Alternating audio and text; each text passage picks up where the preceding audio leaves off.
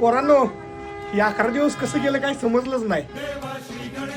ए सजावट जोरात झाली पाहिजे. आपल्याला गणपतीची मिरवणूक टॉपची काढायची आहे. होय होय. आणि मूर्ती मी धरून बसणार आहे बरं का, कारण मूर्ती दुकान नाही पाहिजे. अरे तुला अकलीचा भाग आहे का?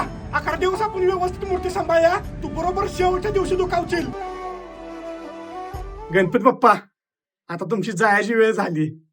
ह्यावेळी जरा मिरवणुकीला आम्ही कमी खर्च केलायच, पण पुढच्या वर्षी आम्ही जास्त पैसे खर्च करून मोठी मिरवणूक काढतो. अरे बाळानो, मी तुम्हाला कधी म्हटले का रे की माझं थाटात आगमन करा, माझ्यासाठी पैसा खर्च करा. मला असलं काही नको रे.